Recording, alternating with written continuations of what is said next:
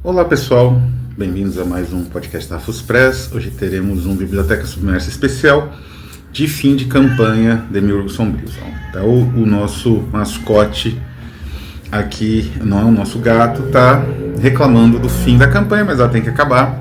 Teremos a última do ano e também até entre novembro e dezembro e até janeiro, todos os materiais das campanhas deste ano serão impressos. Né? Você pode ter garantia, pode atrasar um pouco, depende um pouco de gráfica, né? Agora, por exemplo, está saindo o Galerias, que é o Parricida, a Morada do Parricida, segundo exemplar do Galerias Sombrias, né?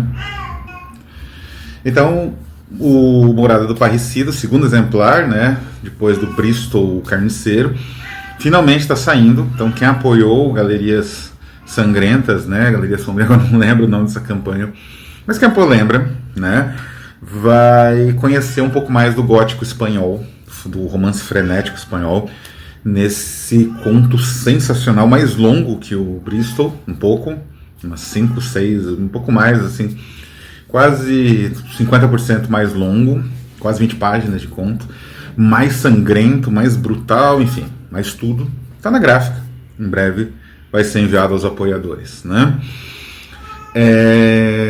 E os outros pré-rafaelitas entram daqui mais um mês, mais ou menos. Que é o da Liz Seedle, já entra agora, nesse mês, de preferência. Os outros dois no mês que vem, não é? E a gente vai imprimindo tudo, isso vale para todas as campanhas entre outubro agora, final de outubro, e janeiro do ano que vem, né? Então, vamos fechar todas as campanhas desse ano, talvez algumas mais antigas. Então, eu vou tentar recuperar as mais antigas ainda, nas últimas campanhas desse ano, para ver se a gente consegue finalizar tudo e não ter, né, mais nenhum produto a ser enviado aos nossos apoiadores que dão tanta força aí para os projetos da Rafus Press, né? Nada mais que respeito, embora também às vezes eu peça um pouco de tempo, porque infelizmente a editora é artesanal, depende de uma pessoa só, que sou eu, e enfim, a minha família não tem uma saúde muito boa e eu mesmo às vezes também não. Mas isso é de menos. Voltamos aqui para Demiurgos Sombrios, últimas 24 horas. Quando terminar a campanha já tem 100%, mas quanto mais vocês puderem contribuir, né, vão ser pouquíssimos exemplares, então é um jeito de garantir esse material, que é único. Não sei quando vai voltar, não sei se vou fazer um segundo Demiurgos Sombrios, não sei se tem material para... Até tem, mas não sei se tenho tempo e cabeça para desenvolver, que é um projeto muito complexo.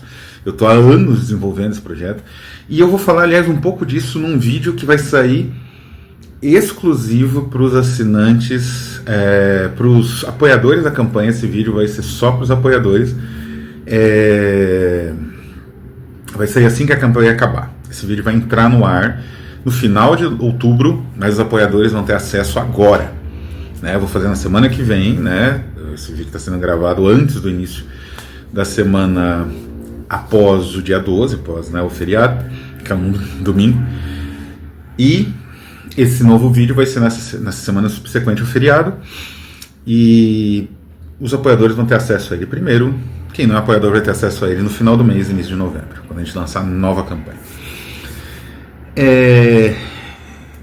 Posto isso, eu queria fazer um último disclaimer, que é justamente de uma editora amiga, né, da Rafus Press, que é a Diário Macabro. A Diário Macabro, eu mesmo já colaborei com várias edições, né, com a tradução do Hodgson, eu fiz a tradução com a tradução Hodgson e do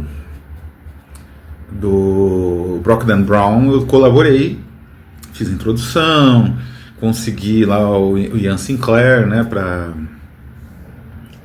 poder fazer também um paratexto no Hodgson e tal. E fiz a tradução, né, do Windan, não é, Aldeia dos Amaldiçoados. Então, uma editora muito próxima, eles estão aí na luta também, por conta da nova campanha Vampiros, que é justamente dessa série que eu também já traduzi, do John Carpenter. Tradução, trabalho do do Luiz Fernando Nardello, que está na nossa campanha Demiurgos Sombrios como autor, e é brilhante, né? É um excelente tradutor, um ótimo autor, um sujeito muito bacana, muito ativo, né? Na divulgação de uma literatura mais terrorífica, mas também com uma pegada mais fora do status quo, né? Fora do padrão. Então vale a pena apoiar Vampiros, né? O filme é muito bom, né? O romance me parece mais interessante, mas desenvolve mais coisa, que obviamente o livro, o filme, né, não pôde. Então apoiem, da Diário Macabro. Vampiros está também nos últimos dias como Demiurgos Sombrios. Então se puder, apoiem, porque vale a pena. O material da Diário Macabro é muito bem feito, muito bem traduzido. Vale a pena apoiar a campanha dessa nossa editora camarada, né? Um pessoal próximo da gente, né? E agora voltamos a Alaska, né? Lasca, na verdade. Shepsha. Não tenho ideia de como se pronuncia o título original deste livro. A tradução para o português brasileiro, porque esse livro foi traduzido pela Antígona, numa edição portuguesa de capa estranhíssima, com um urso, assim, com o título que é o título francês, que eu já vou falar sobre isso, que é O Tchequista. E Lasca, de Vladimir Zazubrin, tradução de Irineu Franco Perpétuo, excelente tradutor do russo, né? E é uma obra sensacional. Eu percebi que eu não tinha feito ainda nenhum tipo de resenha desse livro. Eu li ele faz bastante tempo, algum tempo, né? Uns 4 anos atrás.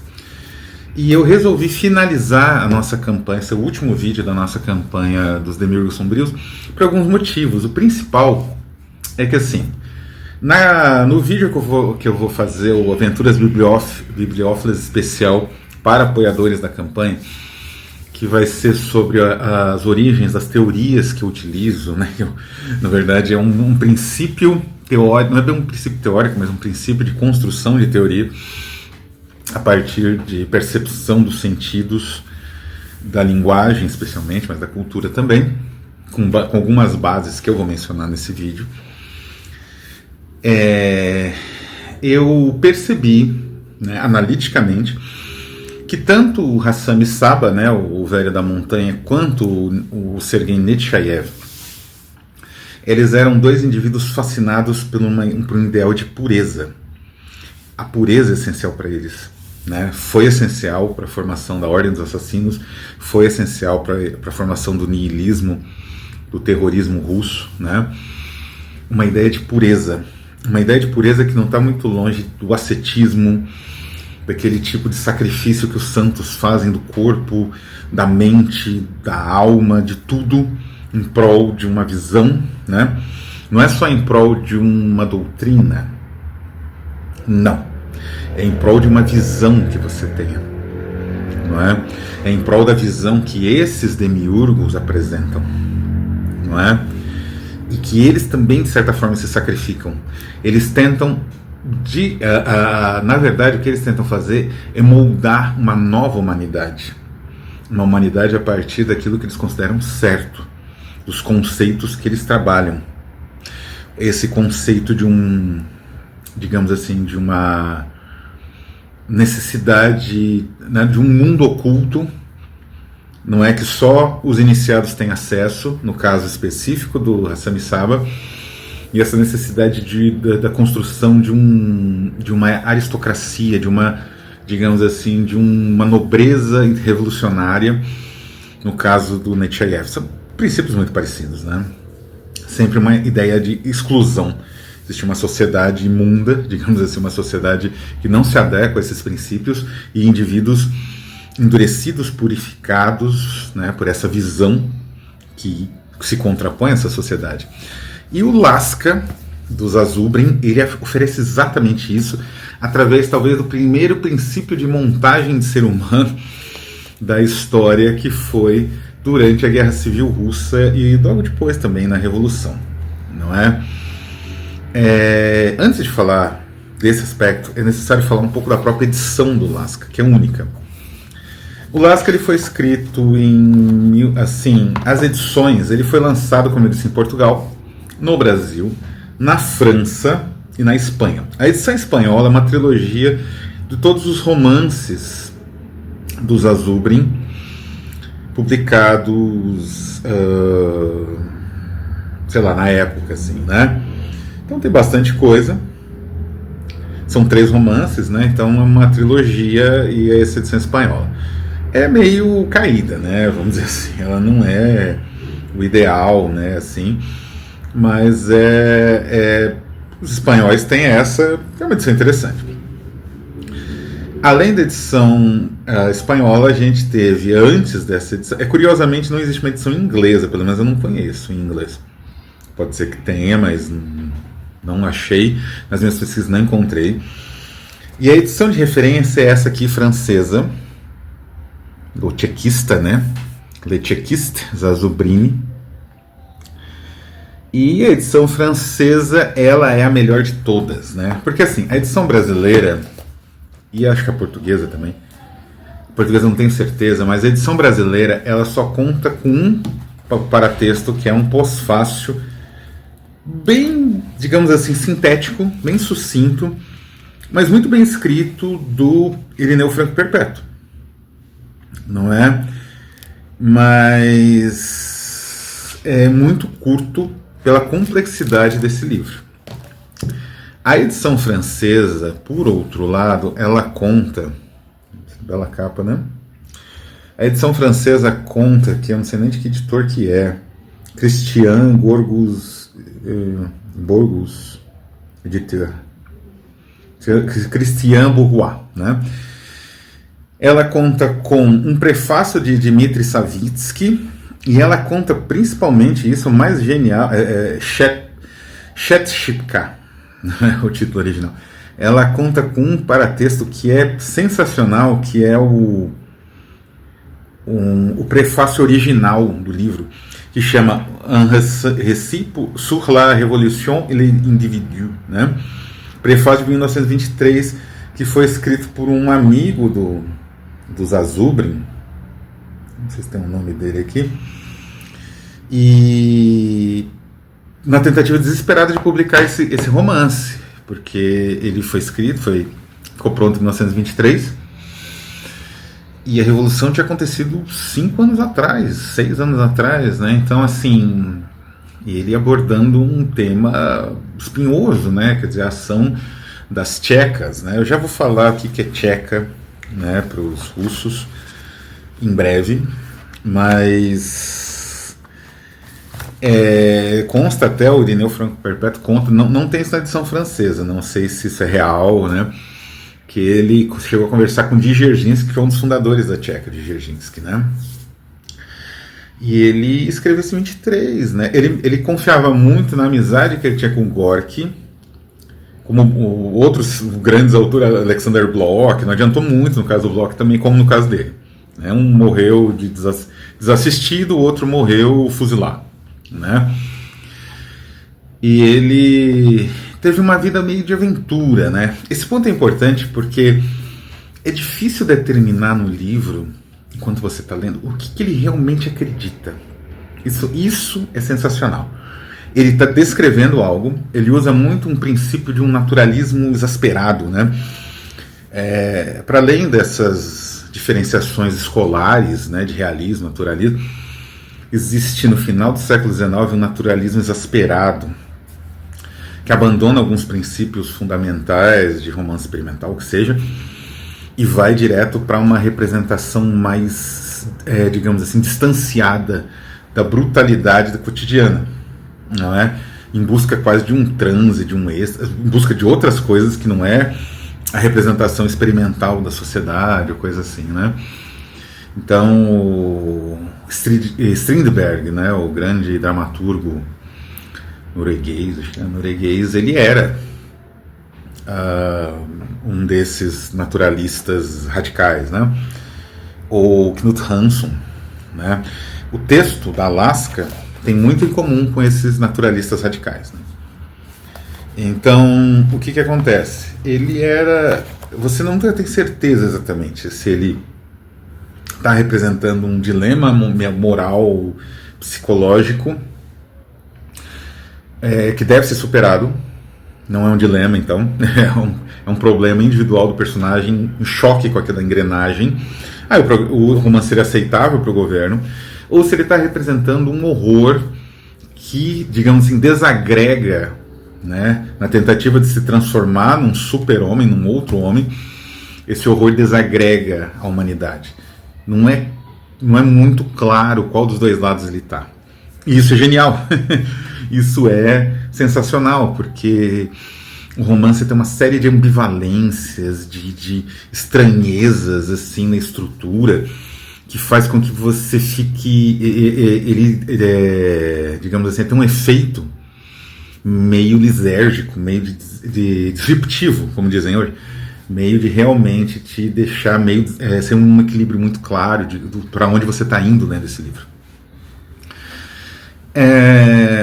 Posto isso, do que trata... continuando então a questão da edição, o livro então não foi publicado, mesmo com esse prefácio, escrito pelo amigo do Zazubrin, não sei o nome desse amigo dele, até descobri na edição. Esse prefácio, ele é incrível, assim. Ele é uma espécie de visão quase esquizofrênica do período, né? É como se você pegasse uma crítica ao marxismo, à revolução, e assumisse essa crítica como um elogio. Ou pelo menos uma obra ambígua em relação a essa revolução, e você admitisse que ela é um elogio, sendo que ela não é. Pelo menos não é 100%, ou não é o tempo todo. Então isso é sensacional, não é? Esse pós-fácil, aqui está como um pós-fácil, mas era o prefácio da edição original. Vale muito a pena. Só isso já vale realmente a leitura do livro. Antes de eu entrar no livro em si, alguns dados biográficos do Zazubrin. Ele chamava Zubetsov, vivia numa região mais distante de Moscou ou São Petersburgo. Foi um indivíduo que teve uma vida muito de aventura, né? Ele chegou a ser, aparentemente, um infiltrado da Ucrânia, que era a polícia política do Tsar. Ele chegou a ser um oficial admitido, né, nas fileiras do Exército Branco por um tempo. Depois ele bandeou, né, pro lado vermelho. E ele, durante muito tempo, foi escritor. Como eu falei, ele confiou muito, né, no Gorky, né? E ele confiava muito também num elogio que um romance dele, uma coisa das montanhas, uma coisa assim, esse elogio que ele teve do próprio Lenin e do Lunacharsky, que era uma espécie de comissário da cultura, da educação do regime soviético, né? E aqui o prefácio é de Valerian para Vidukhin, né? Para Vidukhin, deve ser. Esse prefácio é sensacional, não tem na edição brasileira, só na francesa. Então ele tinha esses elogios na manga, só que não adiantou. Ele foi fuzilado nos grandes expurgos de 38, que expurgaram todo mundo. São aqueles expurgos onde todo a Bukharin, né, o Kamenev, o Noviev, todos eles foram fuzilados, né, depois de um processo ridículo e falso, fraudulento, né? Mas um processo que fez com que os condenados participassem da palhaçada. E o Zazubrin foi morto aí de forma mais anônima, né? Ele não teve pompa e circunstância como um Bukharin, né? E do que trata então esse livro Laska, né? Proibido, nunca só foi publicado com Gorbachev, né? Nem com Khrushchev, nem com ninguém antes de Gorbachev ele foi publicado. Ele trata do tchequista. O que seriam os tchequistas e o que isso tem a ver, voltando aí para os nossos demiurgos sombrios? O tchequista era um nome dado pelo funcionário da Tcheca. A Tcheca era, vou pegar aqui um nome que obviamente eu não sei de cor. A Tcheca era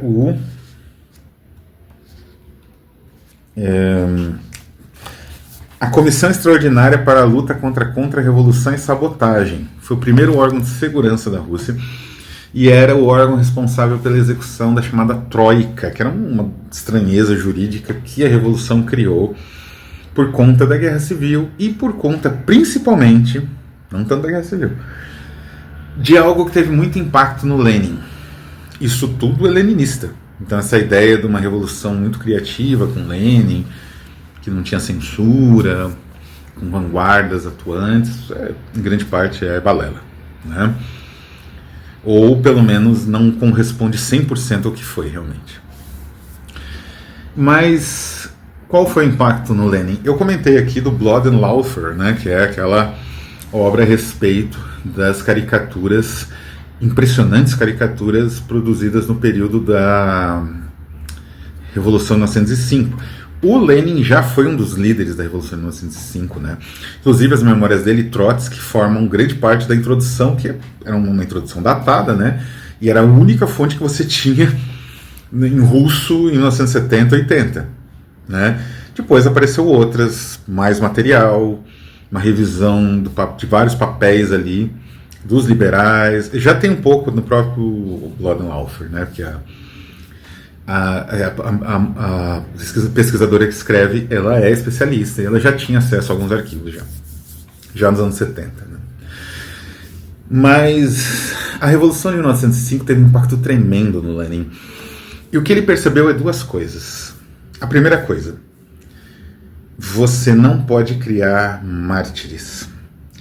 O Tsar, ele criou um evento. Esse evento impulsionou uma revolução, que foi o Domingo Sangrento. Quer dizer, tinha outras repressões, massacres e pogroms, que é aquele massacre aos judeus, né, realizado muito usual na Rússia. Esse nome é russo, pogrom, né? Feito pela Centena Negra, que eu mencionei também naquele vídeo, que era um grupo paramilitar oficial.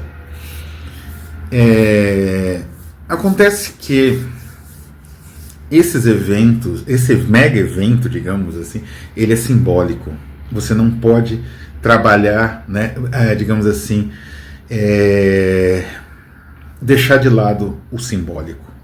O Lenin tinha isso muito claro. Não pode haver mártires. Não pode. O segundo ponto é: não pode haver organização. Porque o que acontece? E eu comentei isso, de novo, voltem ao vídeo do Blood and Laughter para ver sobre isso, né? Que os tipógrafos, eles não produziam nada que não fosse material subversivo, revolucionário, contrário ao governo do Tsar, né?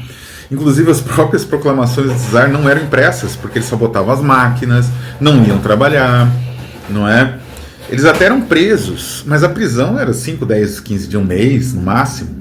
Talvez algum exílio, talvez pega o trem e volta e continua não saindo, porque eles eram tipógrafos. Então não pode ter esse nível de organização. Não pode ter uma oposição ao governo que ele estava planejando. Então ele tinha isso tudo em mente. E a única forma de você esmagar uma oposição e evitar uma organização é através de um tipo de terror que não pode ser semelhante àquele produzido até então. Eu acho que aí sim, talvez o Lenin tivesse rezado a cartilha, e é literalmente uma cartilha, um catecismo, do Nechayev, e voltado àquele texto e lido a necessidade de criar um outro homem. E esse outro homem é o tchequista. O tchequista, ele é um indivíduo que ele é uma espécie de engrenagem, ele se entende como uma engrenagem de uma máquina. E a revolução, ela não é, digamos assim, uma espécie de exacerbação de certos elementos históricos na forma de movimentos sociais, que é a maneira, digamos assim, usual que a história compreende uma revolução. Não, a revolução é uma máquina também, né? Então você é um mecanismo dentro de um mecanismo maior, não é? E é isso que o tchequista precisa saber, e é isso que esse livro apresenta. A construção do tchequista. E o problema do livro, e o problema, na verdade, central do livro, é que o Zurubov, enfim, que é o personagem central, ele é um tchequista imperfeito. não é? Ele não consegue se tornar um tchequista ideal. Ele não consegue expulsar totalmente a sua humanidade. Novamente, é um tema muito semelhante ao que acontece no Nós, do Zamyatin, não é? E que vai ter um impacto tremendo no 174, no Admirável Mundo Novo. Essa ideia de você, em todas as distopias posteriores, Laranja Mecânica, não é? Quando o gênero distopia começa realmente a despontar, ainda não existia aqui, em 1923, que é justamente essa ideia de que você tem o mecanismo não funciona, que é o caso do protagonista. E por não funcionar, você tem o drama. E aí que é o grande, digamos, pulo do gato da narrativa, o grande elemento único dessa narrativa, realmente, que faz dela, desse pequeno romance de 100 e poucas páginas, né, lançados aí pela Carambaia, né, capa interessante, né, com esse vermelho aqui, trilateral, mas eu acho, como eu disse, a capa francesa eu acho mais interessante ainda, né? Eu acho muito abstrata para o que trata, né? Era mais interessante uma foto de um tchequista, alguma coisa assim, né? Então o tchequista é um novo ser humano. Aí eu vi algumas pessoas na internet comentando, os poucos pessoas que fizeram resenha desse livro, não foram muitas, não é? O que também é meio chocante, porque é um livro de grande relevância no período, grande importância, falando que é um aspecto nietzschiano, mas não é. O Novo Homem nunca foi exclusividade do Nietzsche. Você teve o Egoísta do Max Stirner, muito antes, 30 anos antes. Tem o Cavaleiro da Fé, do Kierkegaard, né? Mais antigo ainda, acho que um pouco antes até do Stirner. Enfim, o Super-Homem nunca foi exclusividade do Nietzsche, né?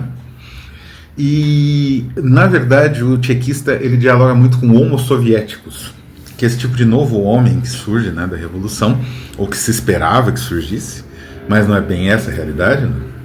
A gente sabe muito bem disso. E existe nele um elemento que é completamente anti-nietzschiano, que é exatamente essa essência que vem do Hassam Isaba, passa pelo Nechayev, chega no Lenin e depois vai embora na União Soviética, que é a pureza. Não é? O Nietzsche sempre desprezou o ascetismo, esses ideais assim de entrega ou de sacrifício em prol da pureza, ele sempre desprezava isso profundamente. E sem a pureza é impossível entender um tchequista, sem essa, digamos assim, quase santidade em prol da revolução, porque eles fazem um sacrifício. E é, de novo, essa ambiguidade, essa doentia quase mórbida que o livro tem e que se expressa numa violência sem limites, né?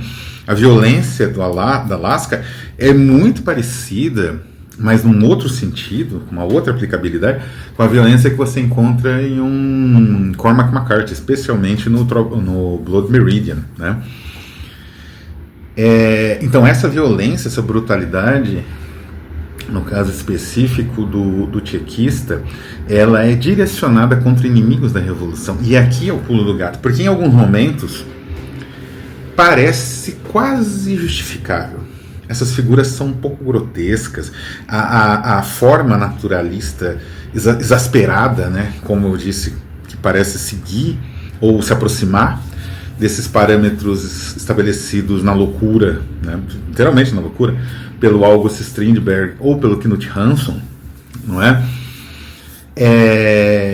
Faz com que eles sejam meio caricatos. E isso faz quase, né, tem uma hora aqui que logo no início é morto um pope, né, que é o padre ortodoxo, é bastante caricato, né, e assim, só que ao mesmo tempo é horrível, porque como Lenin não queria saber de mártires, essas pessoas são eliminadas da forma mais degradante que se possa imaginar na época, não é? De uma forma que os próprios nazistas vão implementar de maneira semelhante. Aliás, a Tcheca, até o aparecimento da Gestapo, da Geheime Staatspolizei, né, que era a polícia estatal nazista, a Tcheca ela era o grande modelo de polícias repressivas, né? Existia uma Tcheca fascista, inclusive mencionada na série Mussolini, essa série excelente, vou fazer um vídeo grande também em breve sobre ela. Existe uma tcheca dos republicanos espanhóis na Guerra Civil Espanhola. O próprio Solzhenitsyn, no Arquipélago Gulag, ele ainda chama os agentes da contra-espionagem ou da polícia secreta da GPU, que já era na época, né, GPU NKVD, e do Smerts, que era a contra-espionagem do exército, que foi quem prendeu ele, ainda chama esses caras de tchequistas.